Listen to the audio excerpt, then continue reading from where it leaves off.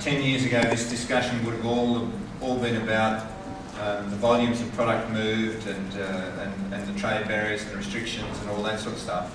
And yet now all three of you are talking very much about, perhaps less so Charlie in your presentation, but certainly Adam and Si talking very much about positioning Australian product, and that the key to markets and trade success, if you want to call it that, is in developing that position, developing that presence around products from Australia. Is that?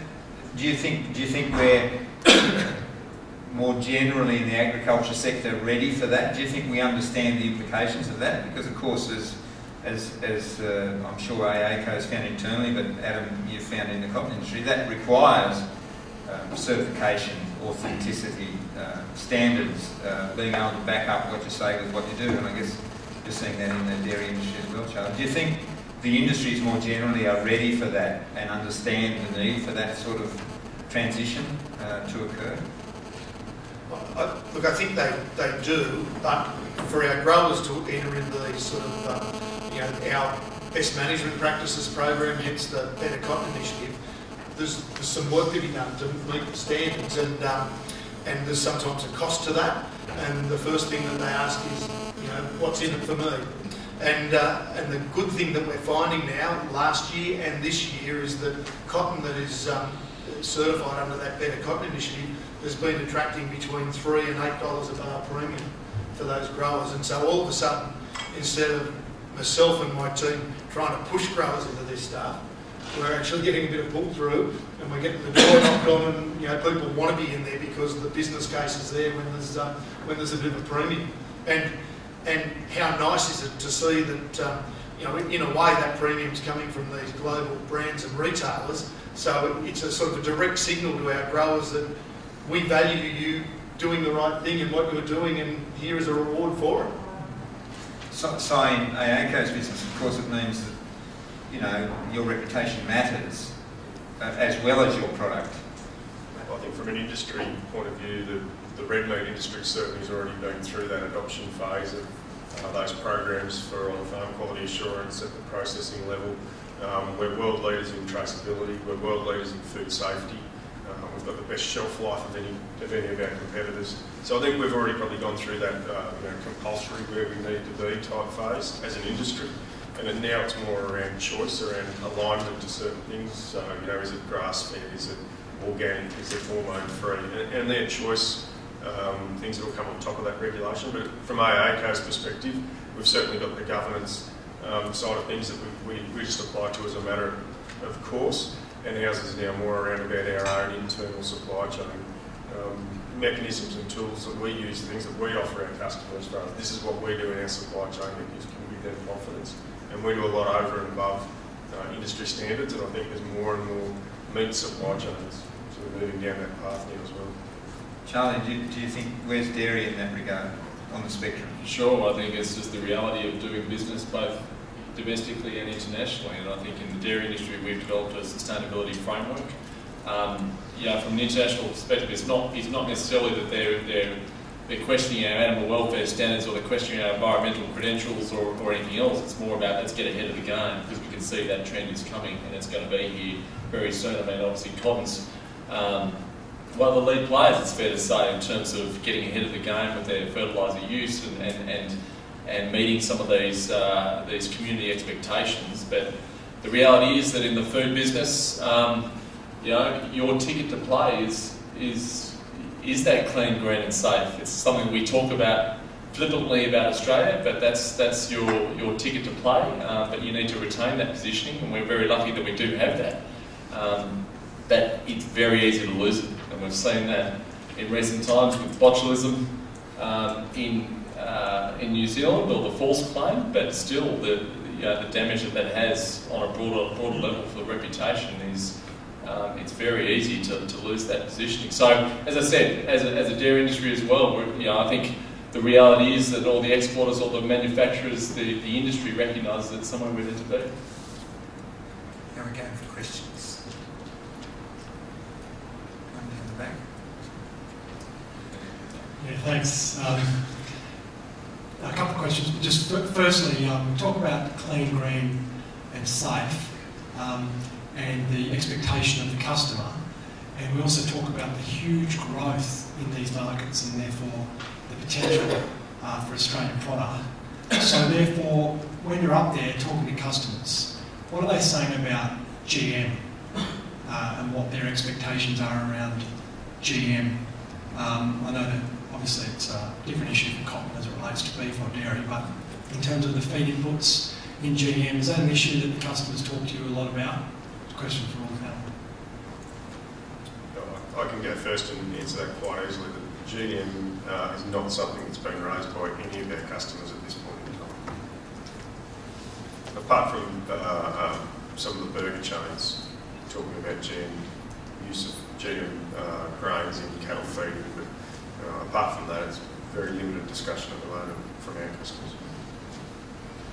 I think obviously dairy is straight. From the dairy industry perspective, we're investing pretty heavily in GM ryegrass, looking at the science around that. But there's a realisation that converting from the science into the path to market, both domestically and globally, there's the need for a real conversation in that space. It hasn't been necessarily driven from our international customers in terms of a lot of query in that space, but it does come up in sporadically in certain markets. But the reality is that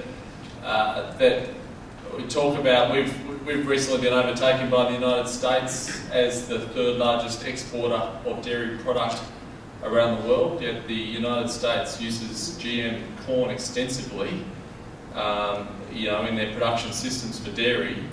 Yet still some of the feedback is concern around GM, but at the same time, getting back to a point that was made earlier, a lot of the customers are still prepared to take that product.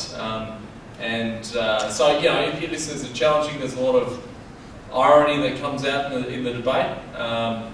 But it's an ongoing conversation. It continues to pop up from time to time, but not overtly. Obviously the Australian cotton industry is almost all GM, and it really doesn't come up in the discussions. We sell all our seed, we sell all our lint, and there are some cotton promotion programs, so that cotton made in Africa and organics, that won't allow GM cotton, but the Better Cotton Initiative, that's one of the reasons why we're in there. It's one of these initiatives that's got the NGOs in there that are normally negative to GM, yet they're accepting of it in this case. So we think that was important. Now we're going for questions. I guess the interesting question that always arises in relation to North Asia is, of course, China. And we've seen the so-called slowdown in economic growth there, back to numbers closer to 5 than 10, but in relative terms still enormous growth. Is that, do any of you reflect on that being observed in the marketplace as well for food or fibre products, or is that not? Are your shippers, Adam or Charlie, the dairy processor, in fact the beef industry, seeing a slowdown in the China story, or is it still as pervasive as it's ever been in terms of the growth rate that's occurring? We're seeing a move. The Australian cotton story is one where China takes 60% of our crop at the moment. It was 70% last year, so that's telling you the story, because the spinning is moving away from China, and we're seeing an increase in Vietnam, Bangladesh, so it's moving to these cheaper labour sources. And so, just like we saw it move from 25 years ago, almost all our crop went to Japan, and we saw it move gradually to China. Now we're seeing that move away. So our shippers are having to adjust to that changing story and work harder in some of these newer markets. But at the end of the day, that's the spinning mills, and then we're working with these brands and retailers so that they then demand from the spinning mills the product, and then it goes to knitting and weaving and the manufacture of the clothing. Yeah, I mean in dairy, the China slowdown is the story of the dairy industry right now, and it's coming across very explicitly in the global dairy trade auction, which gives you an indicator about global dairy commodity prices, and they've come off by about 40% since last year, on the back of high stock levels in China. There was real panic buying in China at the end of 2013, early 2014. Prices were escalating very, very quickly, and the Chinese got in and bought up big. Same time, their domestic production was down, had foot and mouth disease in the northern regions, and their production was down about 7% in 2013. Since that time, domestic production has come right back online. They didn't cull the cows, they've just brought them back into the production phase, and domestic production has come back online much quicker. Transparency is obviously always difficult in China, but we do know through the companies, big dairy companies, we track their stock levels, and they're still elevated, they're coming off a bit.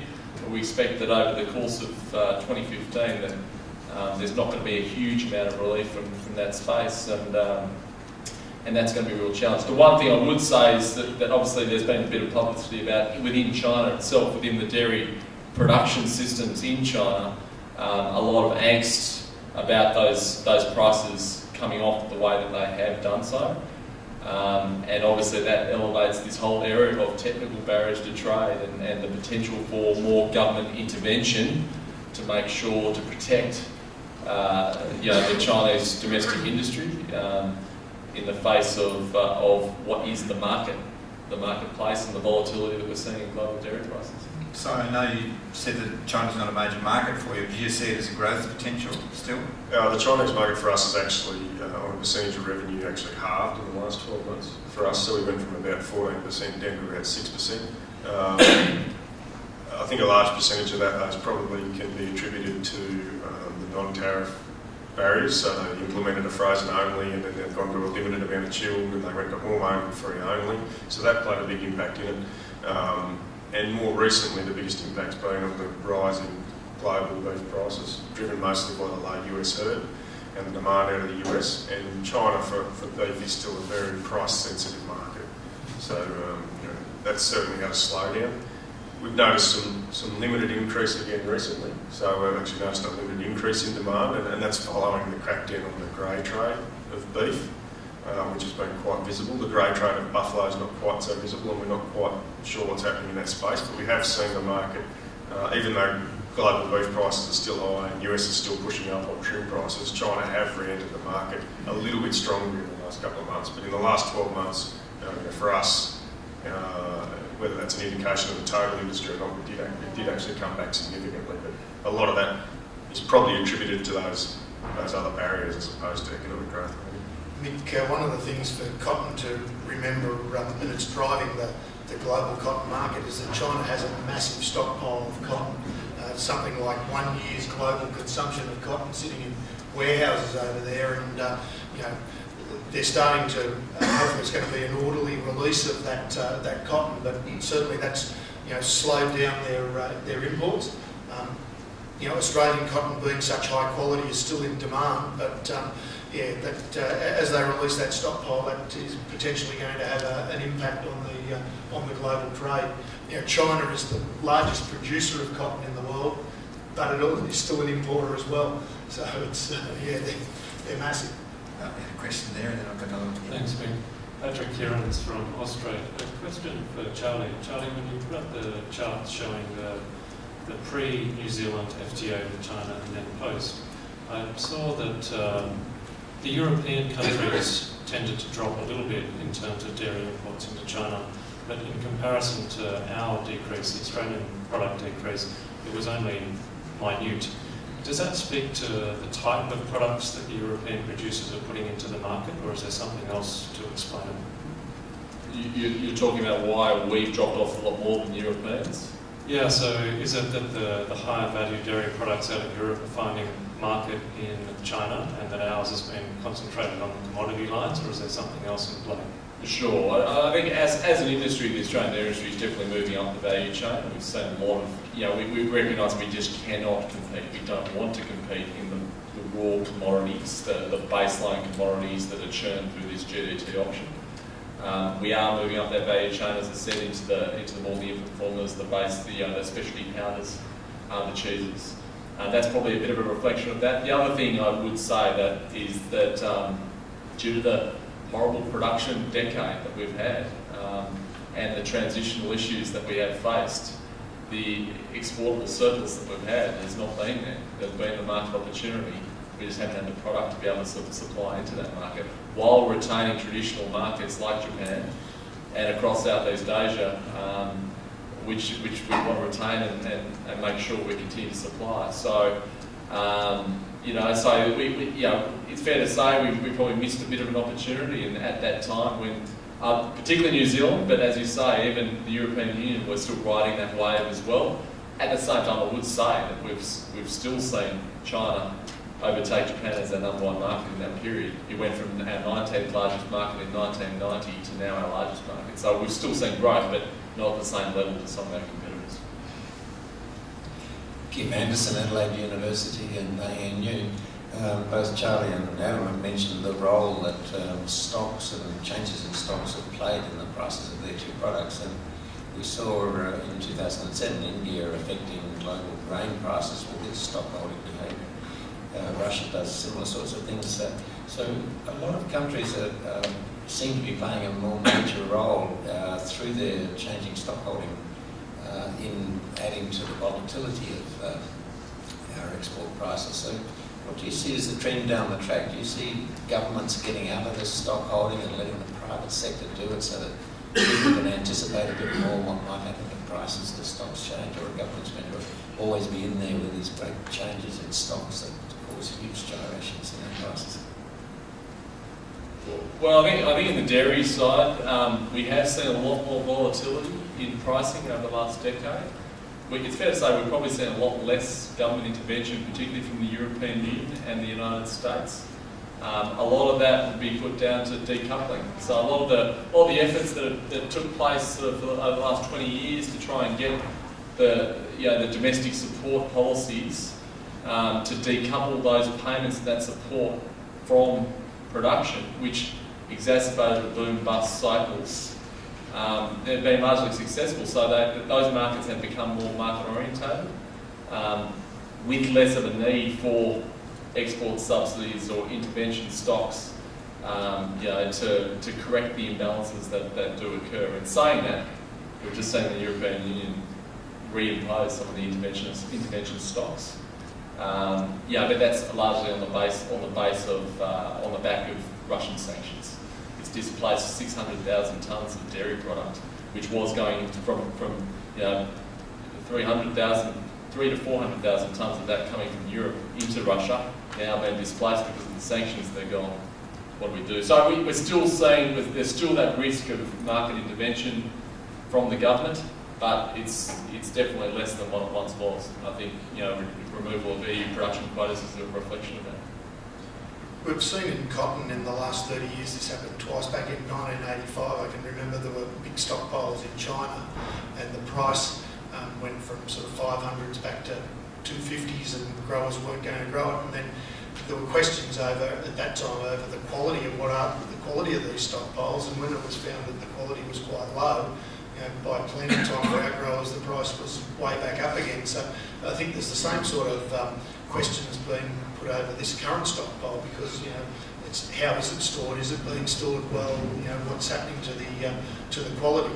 I'm also seeing that some of the people that do the sort of the world stocks to use ratio and the supply and demand, they actually put two parts to their bar graph. One part's the world stocks, and then there's the other part is what's in China, so you can have a look at the rest of the world and see what's happening, and then sort of almost saying that China's a separate sort of case, and you can factor it in if you want or if you don't want. So it's, I guess, I don't know what the policy of these countries is going to be, but it seems like the two times they've done it, it hasn't been very successful.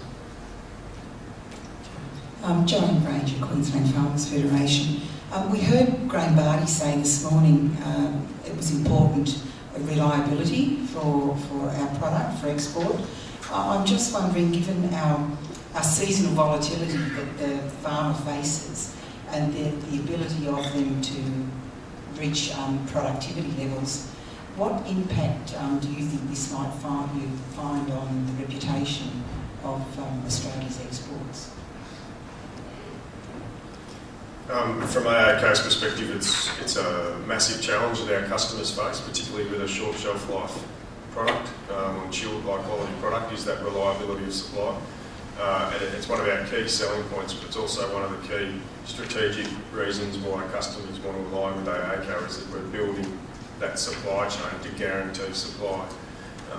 And it's a big part of what we do, is order fulfilment and guaranteeing that supply. And we've even seen for the first time now in the history of the Australian beef industry where large American burger chains, so your Yum Foods and your Burger Kings and those sort of guys, are actually now talking to us particularly about guaranteeing supply going forward. For the first time late last year, or 3/4 of the way through last year, they actually got a surprise and had to ask themselves the question, with the US herd as low as it was, is where is our beef going to come from? It's always, oh, we'll get it from Australia, we'll get it somewhere else. They turn to Australia, and Australia's herds also, in depletion, and while we've got massive kills, we still didn't, they had to be a lot more price competitive with Asia to compete on the Australian beef than what they'd ever been before. And so some of these, large burger chains are now actually coming to AACo and saying, most of the suppliers in Australia, most of the processing facilities are only 7 to 10 days in front on kill schedule.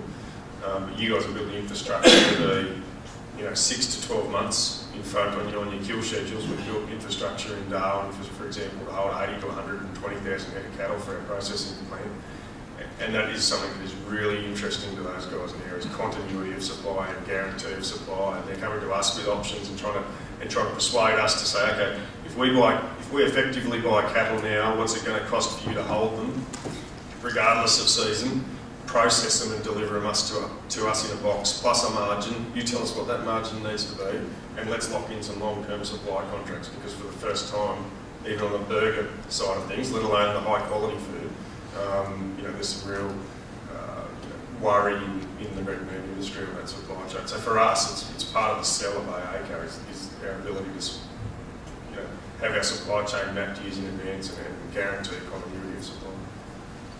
So the continuity of supply, is a real issue for Australian cotton, but in these global initiatives that we've become involved in, with the Cotton Leads program where we're in with the US, the Better Cotton Initiative where it's a number of growths.